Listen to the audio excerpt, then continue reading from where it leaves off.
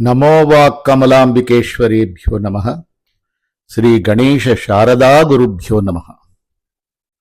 అఖిలాండకోటి బ్రహ్మాండ నాయకుడు, ఆది మధ్యాంతరహితుడు అయినటువంటి ఆ పరంధాముని దివ్య పాదపద్మములకు శిరస్సు తలటించి సాష్టాంగ దండ ప్రణామములు సమర్పిస్తూ భాగవతులందరికీ కూడా హృదయపూర్వక నమస్సుమాంజలులు. మీ అందరికీ షణ్ముఖ శ్రీ రాఘవ భక్తి ఛానల్కి స్వాగతం, సుస్వాగతం. నేను సూరిబాబు కందాడ. విష్ణు సహస్రనామ గాథావళి అన్న శీర్షికన ఈరోజు 65వ నామాన్ని మనం చెప్పుకోబోతున్నామండి. ఓం ఈశానాయ నమః అన్న ఈ నామానికి రచయిత శ్రీ విఎస్ కరుణాకరన్ గారు నియంత్రణకు లోబడని నియంత అన్న నామకరణం చేశారండి. మరి కథలోకి ప్రవేశిద్దాం.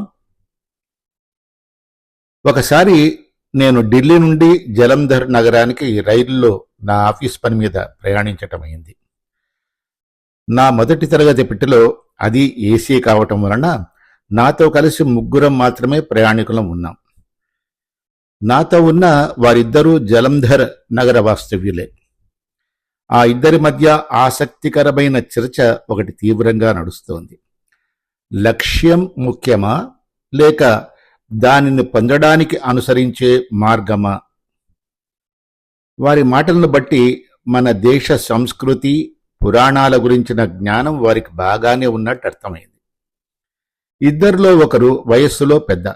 ఆయన ప్రకారం గొప్ప లక్ష్యం సాధించడానికి అనుసరించే విధానం కూడా మహత్తరమైనదే ఉండాలి. వయస్సులో చిన్నవాడైన రెండవ వ్యక్తి దీనితో ఏకీభవించక మన పురాణాలలో ఎన్నో కథలు ఉదాహరిస్తూ పోయాడు.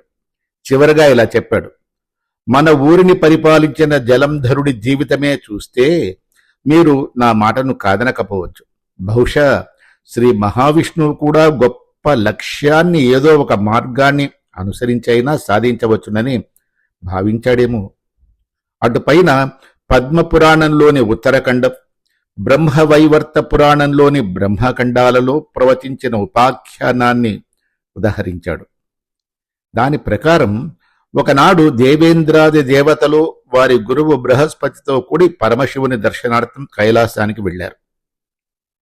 వారి దృష్టి అక్కడ ప్రవేశద్వారం వద్దనున్న దృఢ కాయునిపై పడింది.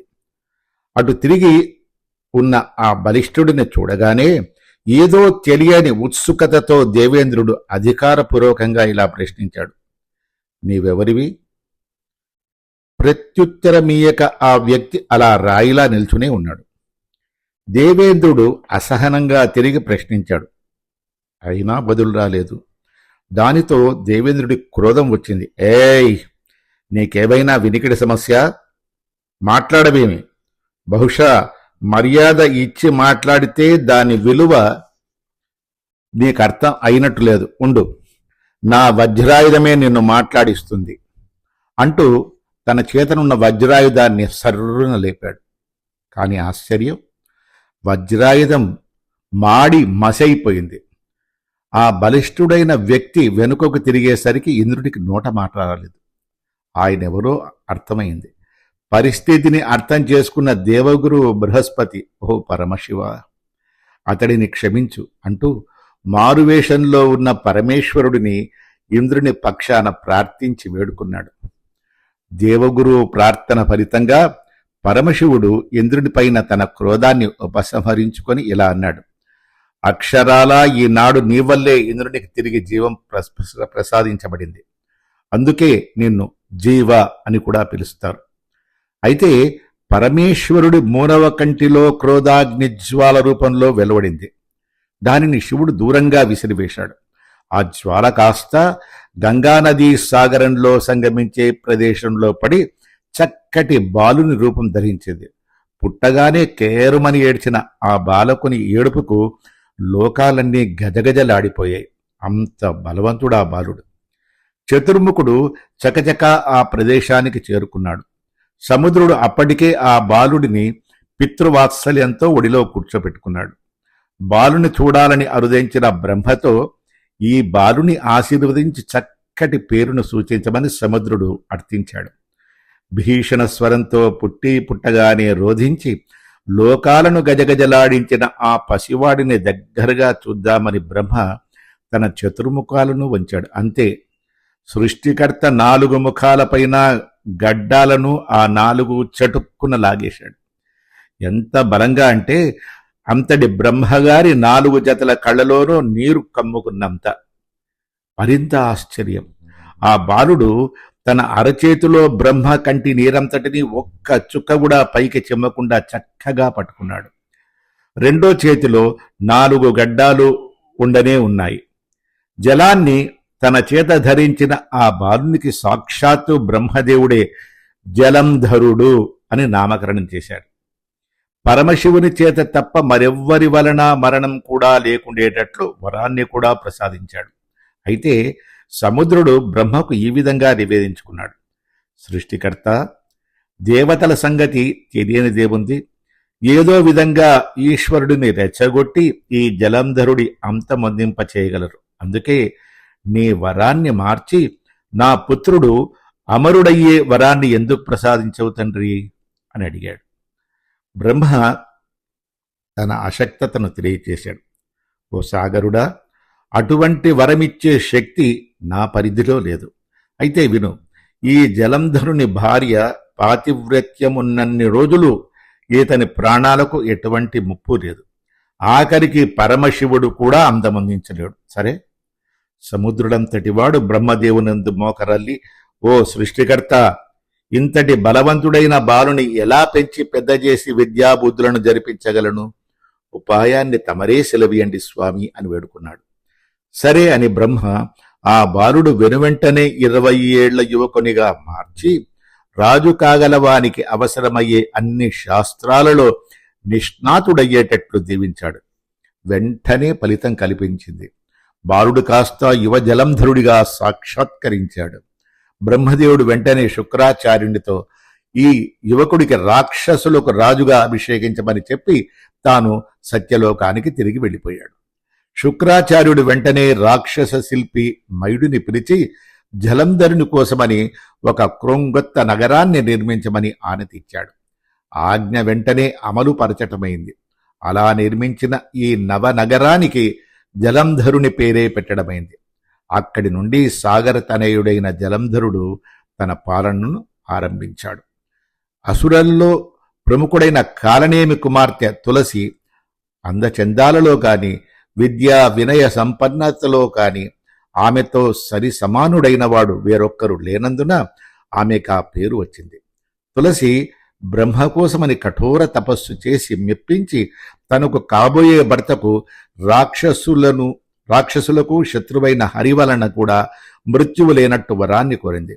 బ్రహ్మ సంతోషించి ఆమెకు వరాన్నిస్తూ మనసా వాచా కర్మణ ఆమె పాతివ్రత్యానికి భంగం వాటిల్లనంత కాలము హరిహరాదులు వచ్చిన ఆమె భర్తను సంహరించలేరని అభయమిచ్చాడు. ఇది తెలిసి సముద్రుడు తన పుత్రుడైన జలంధరుని వివాహం తులసితో నిశ్చయించి నిశ్చింతుడయ్యాడు. నవనిర్మితమైన జలంధర నగరం నుండి జలంధరుడు తన పరిపాలనను కొనసాగిస్తూ ఒక మహత్తర శక్తిగా అవతరించాడు. సాగరుడు తన తండ్రి కావటం వలన సముద్రంలో ప్రాదుర్భవించే వాటన్నిటికీ తానే న్యాయంగా హక్కుదారుడునని, అవి అన్నీ తనకే చెందాలని జలంధరుడు భావించాడు. దేవేంద్రుని అధీనంలో ఉన్న ఐరావతము, ఉచ్చైశ్రవము, కల్పవృక్షము, అప్సరసులు మొదలగున్నవన్నీ కూడా తనకే చెందాలని, కనుక తనకు వాటన్నిటినీ న్యాయంగా స్వాధీనపరచమని దేవేంద్రుడికి వర్తమానం పంపాడు. దేవేంద్రుడు కాదనడంతో దేవతలపైన యుద్ధ భీరిని జలంధరుడు మ్రోగించాడు. తన బలంతో విశాలమైన సేనతో కదలి వెళ్లి అమరావతిని స్వాధీనపరుచుకున్నాడు. దేవతలు యథాప్రకారం శ్రీ మహావిష్ణువును శరణు కోరారు. యుద్ధభూమికి సన్నద్ధమవుతున్న తన భర్తను లక్ష్మీదేవి తన సోదరుడైన జలంధరుని చంపవద్దని వేడుకుంది. విష్ణువు కూడా తన భార్య తోబొట్టువుని మార్చనని మాట ఇచ్చాడు. అయినా దేవతలు తన శరణుజొచ్చారు కనుక వారి పక్షాన తాను పోరాడక తప్పదని పయనమయ్యాడు. యుద్ధభూమిలో జలంధరుడు విష్ణువుతో ద్వంద్వ యుద్ధం చేశాడు. గెలుపు అతనినే వరించింది.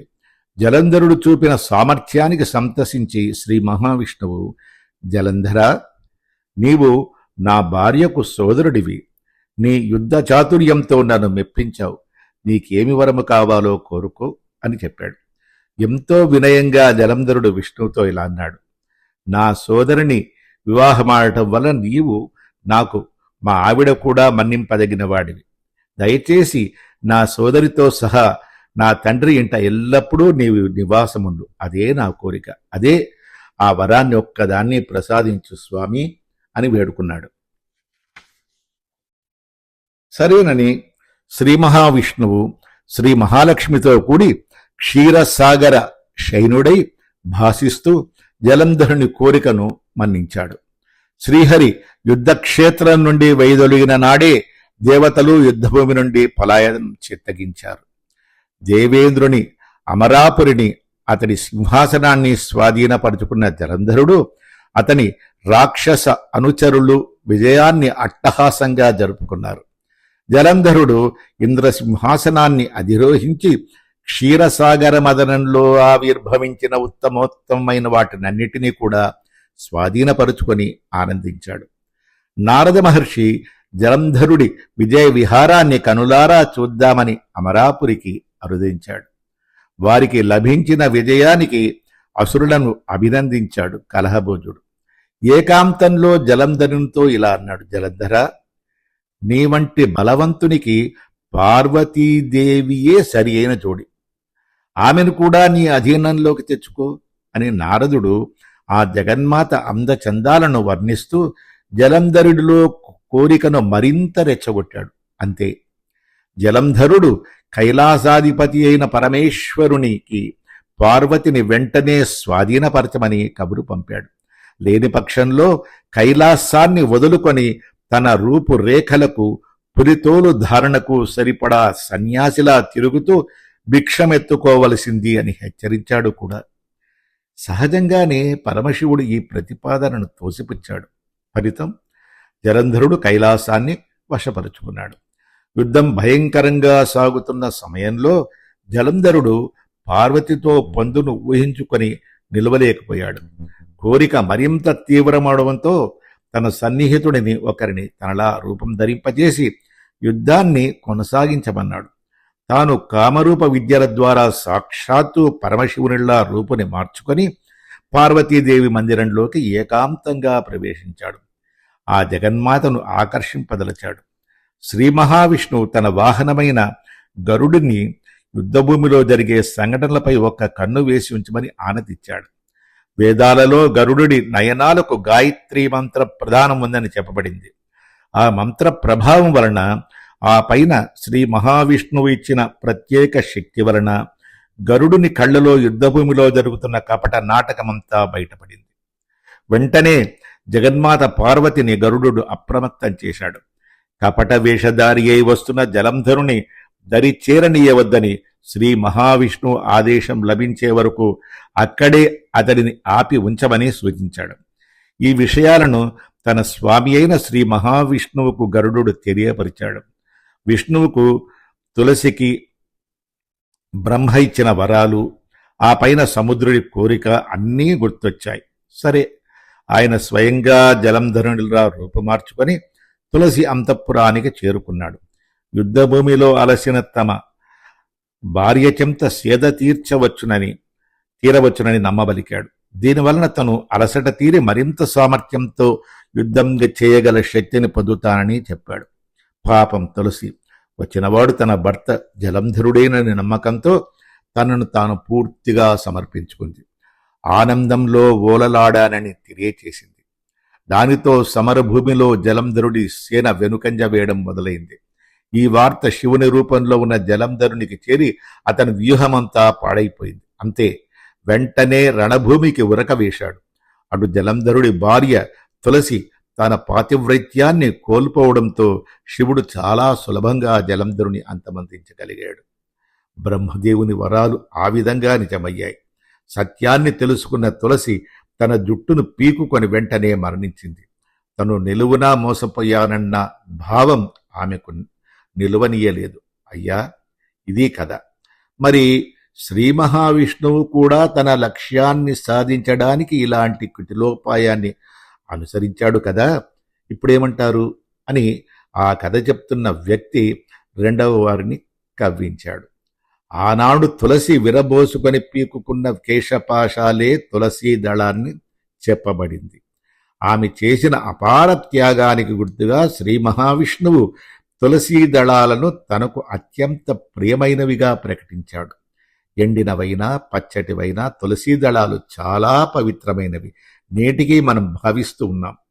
తులసీ దళాలు లేనిదే విష్ణు పూజ అసంపూర్ణం అని మనకు తెలుసు. అంతటి పవిత్రత ఆ దళాలకు లభించింది. వయస్సులో పెద్దవారైన వ్యక్తి ఇలా అన్నాడు: భగవంతుని కార్యాలకు అర్థాలు చెప్పగలిగే అంత గొప్పవారము కాము. వేదాలలో పరమాత్మ స్వరూపంగా వర్ణింపబడి విష్ణు మహత్ కార్యాలను వలన గొప్పవాడు అయి నీచ కార్యాల వలన తక్కువవాడుగా పరిగణింపబడడు. ఆయన నియమాలన్నిటికీ అతీతుడు. నియమాలు మనలాంటి వారి కోసం. దాని వలన నియమబద్ధమైన జీవితాన్ని మనం గడపగలం. ఈ విశ్వాన్ని నియంత్రించే విష్ణువుకు నియంత్రించగలిగే శక్తి మరొక్కటి లేదు. అతి చక్కటి ఈ సంభాషణను నేను విని ఆనందిస్తూ పోయాను. వింటున్న నాకు చటుక్కున ఒకటి స్ఫురించింది. పరమాత్మ యొక్క ఈ గుణం వలనే ఆయనను ఈశానుడని అంటారు. నియంతలకే నియంత, ఏ నియంత్రణకు లోబడని వాడు. ఒక వంక తులసిపై కపటోపాయాన్ని ప్రయోగించినా రెండవ వంక ఆమెకు గొప్ప పతివ్రతను ఆపాదించి ఆమె ఆత్మకు ఎనలేని గౌరవాన్ని ప్రతిపాదించాడు. ఈశాన అన్నది వేదవ్యాసుల వారు విష్ణు సహస్రనామాలలో దీనికి 65వ నామంగా స్థానం కల్పించారు. నిరుక్తి ఈశానః అన్న నామాన్ని, దాని అర్థాన్ని ఈ విధంగా స్పష్టీకరిస్తోంది: సర్వావస్థాసు సర్వేషాం వ్యవస్థాపనశీలతః వస్తూనాం భగవాన్ సాక్షాత్ ఈశాన పరికీర్తితః. మన చుట్టూ ఉన్న పరిస్థితులు ఎన్నోసార్లు మనకు అనువుగా ఉండవు. దానితో మనం మానసికంగా తల్లడిల్లి వ్యధను అనుభవిస్తాం. ఈశాన నామధేయుడైన శ్రీ మహావిష్ణువును మనం భక్తితో స్మరిస్తే ఈ విధమైన మానసిక వ్యధల నుండి విముక్తులమవుతాం. పూర్తి నమ్మకంతో శ్రద్ధగా ఓం ఈశానాయ నమః, ఓం ఈశానాయ నమః, ఓం ఈశానాయ నమః అని ధ్యానిద్దాం. తప్పక స్వామివారు మనల్ని అనుగ్రహించి ఆశీర్వదిస్తారు. ఓం ఈశానాయ నమః. అద్భుతంగా అవుతండి.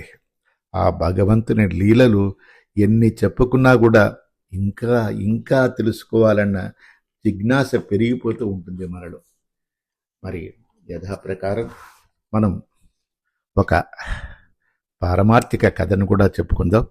శ్రీ శ్రీ శ్రీ విద్యాప్రకాశానంద స్వామి వారు మనకు అనుగ్రహించిన ఆ కథలలో ఒక కథ. ఆచరణశీలుడే సర్వోత్తముడు. పూర్వము విక్రమార్కుడు అను మహారాజు ఉండెను. అతడు ఒకనాడు తన మంత్రులతోనూ సామంతులతోనూ పురప్రముఖులతోనూ కొలువు తీర్చి ఉండా ఆ సభామధ్యమున ఒక రాక్షసుడు ప్రవేశించారు. అతని చేతిలో 3 పుర్రెలుండెను. ఆ భయంకర దృశ్యమును చూసి సభ్యులందరూ ఆశ్చర్యచకితులైరి.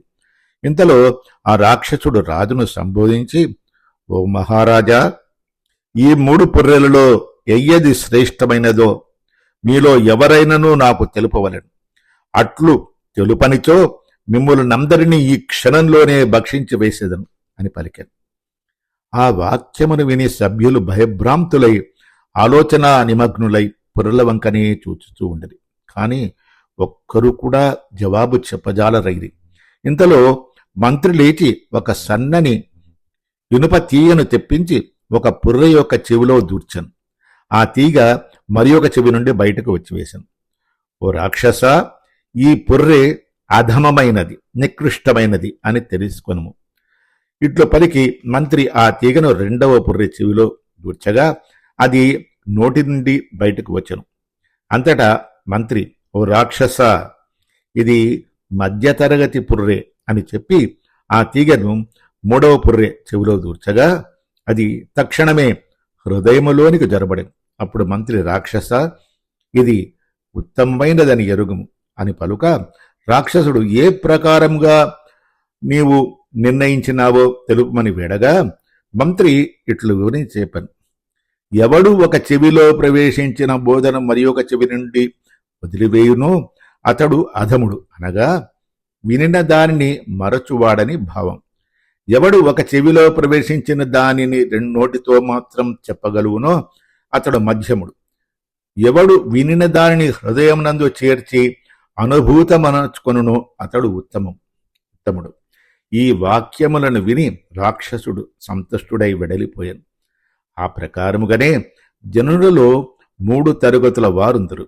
ఎవరెవరు ఏ స్థితి అందున్నది గమనించుకొని ఉత్తమ తరగతిలోనికి ప్రవేశించుటకు యత్నించవలను. అనగా తాము శ్రవణము చేయు సత్య ధర్మ అహింసావాదులను అనుభవంలోనికి తీసుకొని వచ్చి ధర్మమూర్తులు, సత్యమూర్తులు, అహింసామూర్తులు కావాలని అర్థం. చిత్రామృతం వామృతమేవ విద్ధి, చిత్రానలం వానలమేవ విద్ధి, చిత్రాంగన మనంగనేతి వాచా వివేకస్త్వవివేక ఏవ.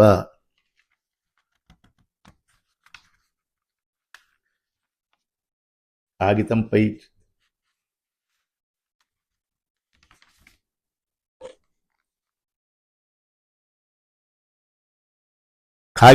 చిత్రీకరించబడిన అమృతం కాదనియే ఎరుగుము. కాగితంపై గీయబడిన అగ్ని గాని స్త్రీ గాని వాస్తవముగా అగ్ని కాదు, స్త్రీ కాదు. అట్లే వాచా వివేకము అవివేకమే అగును అని వశిష్ఠుల వారు శ్రీ రామచంద్రునకు బోధించిన విధముగా వినిన దారిని ఆచరణలో నుంచిన వారికి ఒక ప్రజ్ఞ వ్యర్థమే అగును. కాబట్టి ముముక్షువులు తాము గురుముఖత గాని శాస్త్రముఖత గాని ఎరుంగు ధర్మములన్నిటినీ ఆచరణం ఉంచుకొని హృదయ పరివర్తనము నుండి ధన్యులు కావలేను. అట్టి ఆచరణశీలురే సర్వోత్తమ మానవులనే చెప్పబడుతున్నది. ఈ కథలో నీతి బోధనలను ఆచరణయందు ఉంచువారే సర్వశ్రేష్ఠులు అని మనకి శ్రీ శ్రీ శ్రీ విద్యాప్రకాశానంద స్వామి వారు ఒక చిన్న కథ ద్వారా ఎంతో గొప్ప నీతిని మనకు అందించారు. వారి పాదపద్మములకు శిరస్సు తాటించి సాష్టాంగ దండ ప్రణామం సమర్పిస్తూ జై శ్రీమన్నారాయణ, జై శ్రీమన్నారాయణ, జై శ్రీమన్నారాయణ, జై జై జై. జై శ్రీమన్నారాయణ, జై శ్రీమన్నారాయణ, జై శ్రీమన్నారాయణ, జై జై జై. జై శ్రీమన్నారాయణ, జై శ్రీమన్నారాయణ, జై శ్రీమన్నారాయణ, జై జై జై. జై శ్రీమన్నారాయణ.